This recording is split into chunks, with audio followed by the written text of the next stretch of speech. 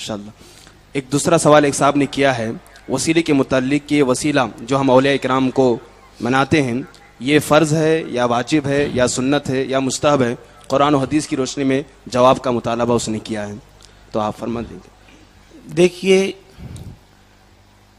سائل نے جو پوچھا ہے کہ وسیلہ فرض ہے یا واجب ہے، سنت ہے یا مستحب ہے، انہوں نے ایک سوال کیا ہے۔ سوال کی نوعیت جیسی ہوگی اس کا جواب بھی ویسا ہوگا۔ اگر وسیلے سے مراد اللہ رب العزت پر مصطفیٰ جان رحمت صلی اللہ علیہ وسلم کے واسطے سے ایمان لانا مراد ہے تو یہ فرض ہے، کیونکہ اگر کوئی بندہ لا الہ الا اللہ پڑھے تو وہ مسلمان نہیں ہوگا جب تک وہ محمد الرسول اللہ نہ پڑھیں، اور حضور کے ذریعے سے جب تک اللہ کو نہیں مانے گا اس وقت تک وہ مسلمان نہیں ہوگا۔ جیسے حضرت موسیٰ علیہ السلام کے ماننے کے دعوے دار کچھ لوگ اس وقت زمین پہ ہیں، وہ اللہ کو مانتے ہیں لیکن اس دور میں حضرت موسیٰ علیہ السلام کے ذریعے سے مانتے ہیں۔ کچھ لوگ اللہ کو مانتے ہیں، حضرت عیسیٰ علیہ السلام کے ذریعے سے مانتے ہیں، لیکن وہ مسلمان نہیں ہے۔ جب تک محمد الرسول اللہ صلی اللہ علیہ وسلم کے واسطے اور وسیلے سے اللہ پر ایمان نہ لائے اس وقت تک وہ مسلمان نہیں ہوگا۔ اگر اس کی مراد یہ ہے تو یہ فرض ہے، یعنی اس طرح کا وسیلہ فرض ہے۔ ہم جو حضور اللہ پر ایمان لائے، حضور علیہ السلام کے ذریعے سے ایمان لائے اور حضور کے واسطے سے ہم نے اللہ کو مانا۔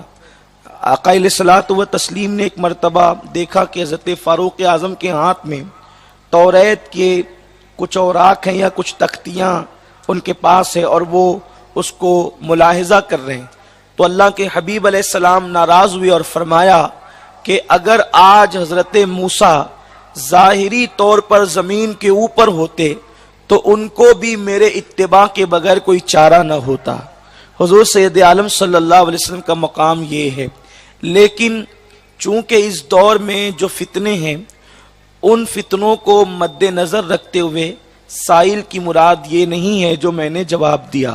سائل کی مراد یہ ہے کہ ہم دعاؤں میں جو کہتے ہیں کہ اللہ فلاں کے وسیلے سے ہماری دعا قبول فرما، فلاں کے وسیلے سے ہماری دعا قبول فرما، اس کے متعلق وہ پوچھنا چاہتے ہیں۔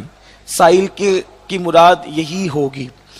اگر یہ مراد ہے تو چونکہ مراد وہ بھی ہو سکتی تھی اس لیے ہم نے اس کا بھی ذکر کر دیا، لیکن اگر اس کی مراد یہ ہے جو دوسرا پہلو ہے تو یہ قرآن مقدس سے ثابت ہے۔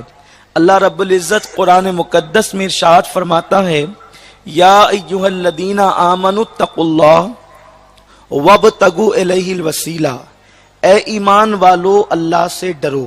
دیکھیں، ایمان والا ہے کام، اس کے پاس تو ایمان کی دولت ہے، پھر اتقوا اللہ بھی فرمایا کہ اللہ سے ڈرو، اور ڈرنے والوں کو پھر تیسری منزل بتائی کہ اللہ رب العزت کی بارگاہ میں وسیلہ ڈھونڈو، وسیلہ تلاش کرو۔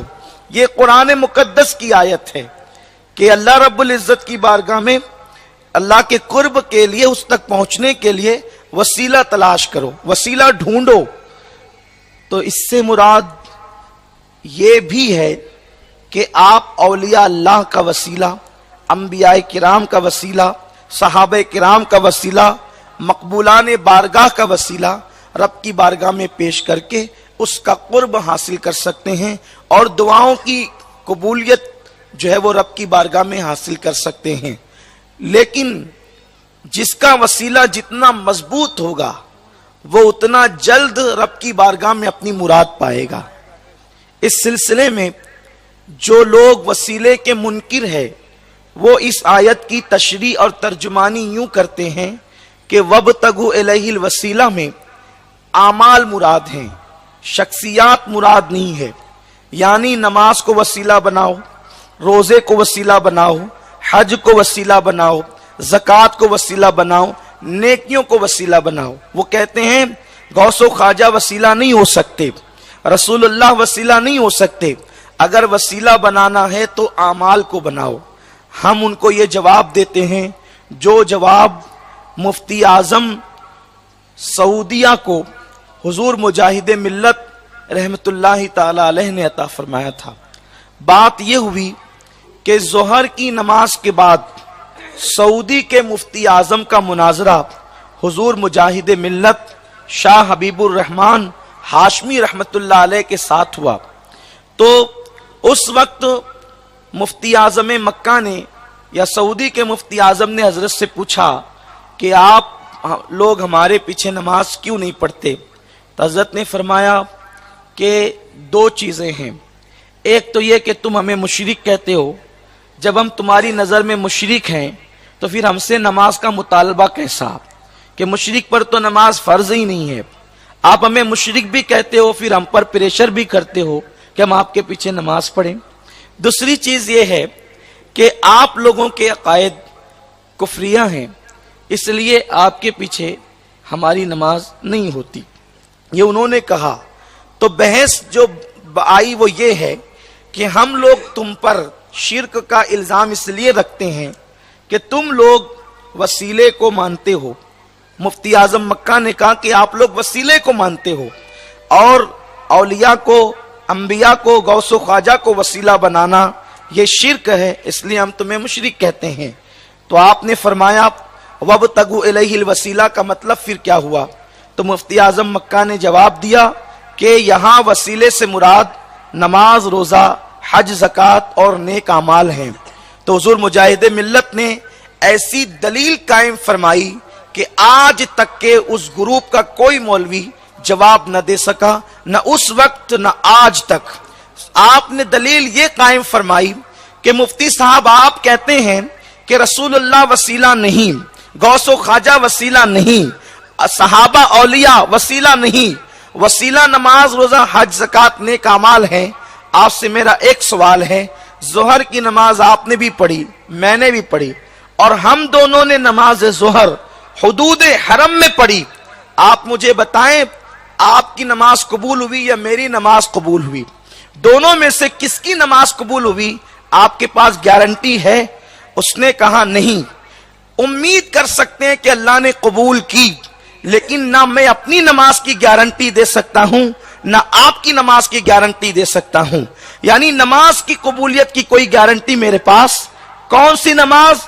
جو حدود حرم میں پڑھی گئی ہے، اس نماز کی قبولیت کی کوئی گارنٹی مفتی اعظم مکہ نے نہیں دی۔ تو آپ نے دوسرا سوال کیا، یہ بتاؤ رسول اللہ مقبول ہیں یا نہیں؟ تو اس نے کہا ان کی مقبولیت میں شک کیا ہے؟ تو حضور مجاہد ملت نے فرمایا تمہارے ہمارے وسیلے میں یہی فرق ہے، جس کو تم وسیلہ بناتے ہو اس کے بارے میں مقبولیت کے حوالے سے تمہیں خود اطمینان نہیں ہے، اور جسے ہم وسیلہ بناتے ہیں ان کی مقبولیت کی گواہی دشمن بھی دیا کرتا ہے۔ سبحان اللہ، سبحان اللہ، بہت خوب۔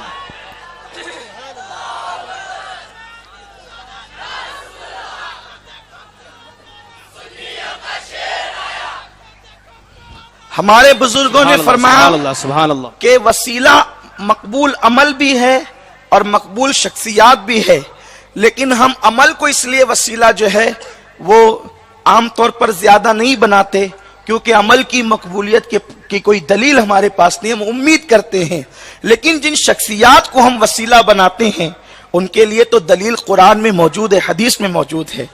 اچھا، وسیلے سے صحابہ نے بھی دعائیں کی اور حضور علیہ السلام نے خود دعا کی۔ آپ اگر اٹھا کر کے دیکھیں حدیث کی کتابیں، حضرت سیدنا مولا علی کی امی جان سیدہ فاطمہ بنت اسد، آپ کا وصال ہوا۔ سیدہ فاطمہ بنت اسد یہ جناب ابو طالب کی بیوی ہیں اور مولا علی کی ماں ہے۔ حضور علیہ السلام نے اپنی چچی کو یعنی فاطمہ بنت اسد کو کبھی چچی کا درجہ نہیں دیا، ہمیشہ ماں کا درجہ دیا، کیونکہ انہی کے گھر میں میرے آقا علیہ السلام کی پرورش ہوئی۔ تو جب آپ کا وصال ہوا فاطمہ بنت اسد کا، تو حضور علیہ السلام نے اپنی لنگی تہبند شریف ان کو کفن کے طور پر دی۔ اس حدیث میں آپ کو کئی چیزیں ملیں گی۔ اس سے پتا چلا کہ مرحومین کو یعنی دنیا سے جانے والوں کو جو دنیا سے جاتے ہیں تو ان کی قبروں میں ان کے کفن میں تبرکات رکھنا یہ کسی مولوی کی بدعت نہیں ہے بلکہ یہ مصطفیٰ جان رحمت کی سنت ہے۔ حضور نے اپنا تہبند ان کے لیے عطا فرمایا۔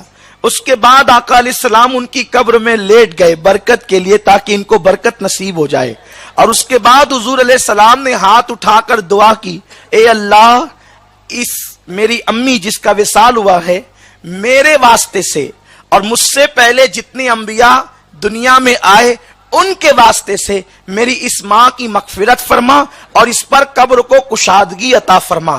آپ غور فرمائیں، حضور سید عالم صلی اللہ علیہ وسلم نے جو ہے وہ اپنے وسیلے سے بھی دعا کی اور جو انبیاء کرام تشریف لے جا چکے ہیں ان کے وسیلے سے بھی دعا کی۔ تو یہ جو لوگ کہتے ہیں کہ جو زمین کے اوپر زندہ ہیں ان کو تو وسیلہ بنا سکتے ہیں، جو قبروں میں ان کو وسیلہ نہیں بنا سکتے، جبکہ رسول اللہ نے دونوں مسئلہ حل کر دیا۔ حضور نے جس وقت اپنے وسیلے سے دعا کی، حضور زمین کے اوپر ظاہری طور پر موجود تھے، اور انبیاء کرام جو قبروں میں تھے ان کے وسیلے سے بھی دعا کر کے بتا دیا کہ جب میں محمد زمین کے اوپر والے اور زمین کے نیچے والوں کے وسیلے سے دعا کرتا ہوں تو یہ بھی میری سنت ہے، وہ بھی میری سنت ہے۔ سبحان اللہ سبحان اللہ۔ اس لیے ہم وسیلے سے دعا کرتے ہیں، اور میں سمجھتا ہوں کہ اتنی بات بہت ہوگی، ورنہ دلیل بہت پیش کی جا سکتی ہے۔ یہ ایک عنوان ہے مستقل طور پر کہ وسیلے سے دعائیں کی جا سکتی ہیں۔